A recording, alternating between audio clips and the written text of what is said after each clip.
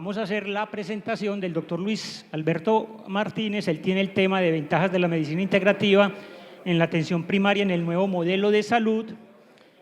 Viceministro de Salud y Protección Social, odontólogo de la Universidad de Antioquia, especialista en Administración de Servicios Públicos, magíster en Administración, en Gobierno y Políticas Públicas.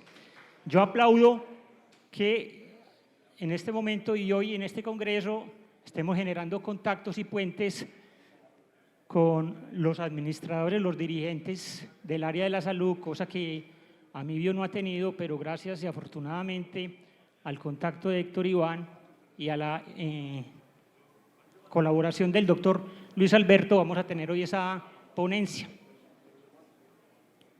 Doctor, ¿ya tiene? Listo. Con ustedes el doctor Luis Alberto Martínez.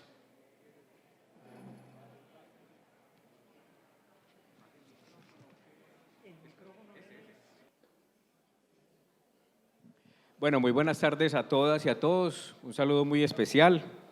Primero, disculparme porque estaba programado para empezar el día de hoy la jornada con ustedes, pero se nos atravesó una rendición de cuentas ayer en Ibagué y no pude llegar esta mañana. Pero bueno, estamos aquí con ustedes.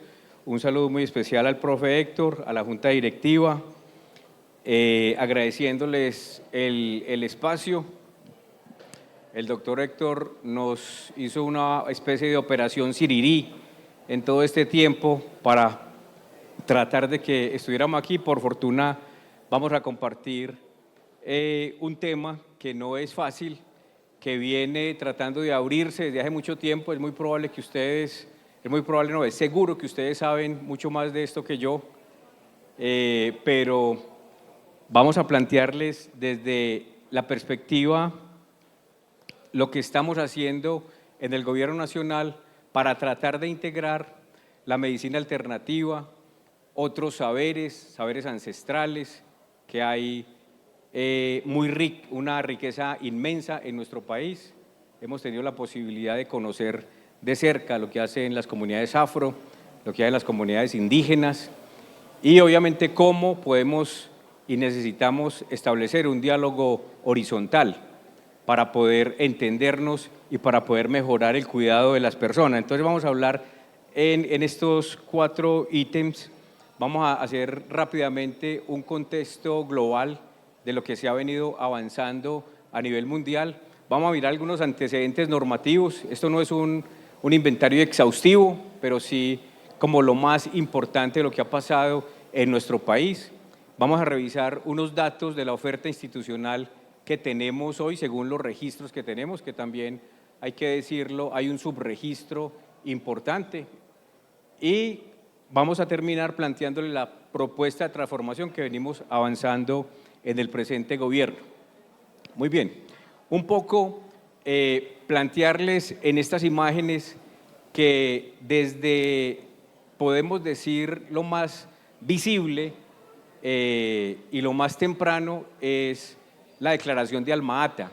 En 1978, ustedes recordarán que en la Cumbre de Naciones Unidas el mundo planteó que debería haber salud para todos en el año 2000 y se impuso unos 10 puntos para cómo avanzar en que la salud se convirtiera en un derecho universal, en un derecho fundamental en el lenguaje nuestro.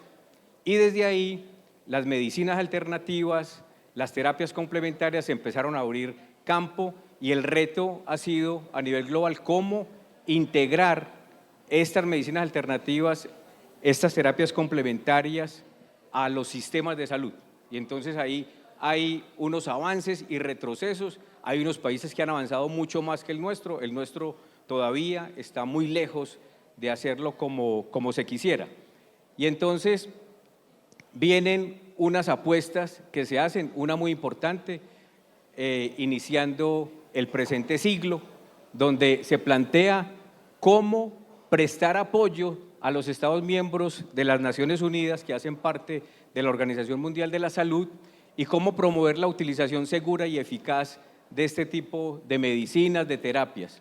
Y luego viene una apuesta importante, también se plantea en un decenio cómo avanzar y desarrollar según el conocimiento y ayudarle a los países a formular sus políticas para que puedan articular e integrar este tipo de medicinas alternativas y terapias, fortalecer la seguridad, la calidad y la eficacia y avanzar en la integración de estos servicios, con un pulso que hemos evidenciado y es el que se da tradicionalmente en lo que tiene que ver con la garantía de los derechos fundamentales y de los servicios públicos esenciales, y es un pulso entre el mercado y el Estado. Y entonces, a medida que avanza la regulación en los diferentes estados, pues también hay una presión del mercado, primero por volver la salud una mercancía, como en el caso nuestro, como en el actual Sistema General de Seguridad Social en Salud, que transforma la salud en una transacción permanente entre los proveedores y, en el caso nuestro, entre los aseguradores. Y entonces es mucho más difícil, es mucho más retador el que unas terapias holísticas que tratan de cuidar al ser humano, indistintamente de su capacidad de pago, indistintamente de donde residan, indistintamente de su color de piel, de su creencia, etcétera, es más difícil abrirse campo en sistemas como el nuestro, pero ahí se está tratando de avanzar. Y entonces la Organización Mundial de la Salud, por allá en el 2016, se propone el avanzar en que los servicios de salud sean integrados y centrados en las personas. Y entonces, para poder avanzar, propone identificar esas necesidades en los seres humanos, no en los pacientes, en los seres humanos, en su familia, en su territorio, en la comunidad donde habitan. Y eso tiene que ver, pues, con identificar que hay otros sectores del desarrollo social y económico que interactúan y que de alguna manera son mucho más importantes que los servicios de salud, en lo que tiene que ver con el cuidado, en lo que tiene que ver con la garantía del bienestar.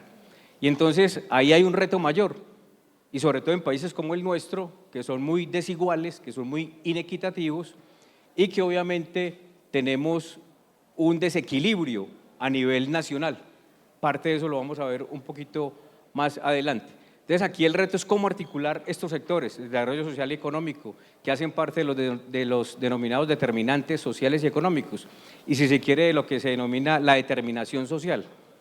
Como que si yo nazco en la comuna nororiental, por ejemplo, o si yo nazco en Chapinero, en Bogotá, tengo más o menos probabilidades de obtener una buena educación, de comer bien, de respirar un aire mejor y de que el Estado me proteja de una mejor manera.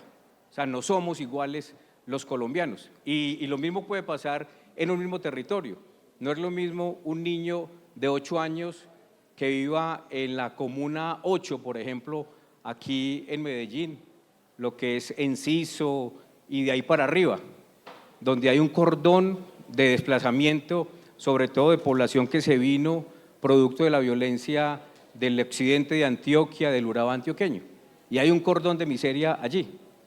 No es lo mismo un niño de 8 años que vive allí a un niño de 8 años que vive aquí en la Comuna 11, aquí en Laureles o en Conquistadores, a pesar de que son niños de 8 años. Entonces hay unas condiciones distintas que hacen mucho más retador el poder avanzar en el control, en la interacción de los diferentes sectores del desarrollo para poder cuidar a las personas.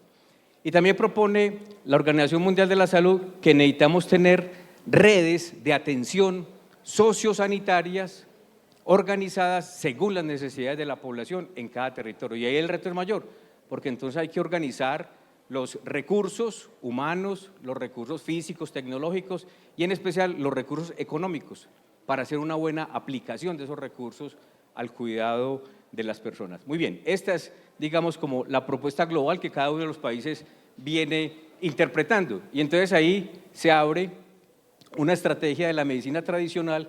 Hay este plan recientemente aprobado en mayo de este año para poder avanzar y que los países alcancen cómo integrar la medicina tradicional complementaria e integrativa en los sistemas de salud. Y como les decía, pues nuestro sistema de salud, que es un sistema que nos discrimina según la capacidad de pago, que nos facilita o nos dificulta el acceso según la posición financiera de nuestro asegurador. Entonces hoy es mucho más difícil que un paciente afiliado a la nueva EPS acceda a un servicio de salud que un paciente afiliado a Sura, por ejemplo.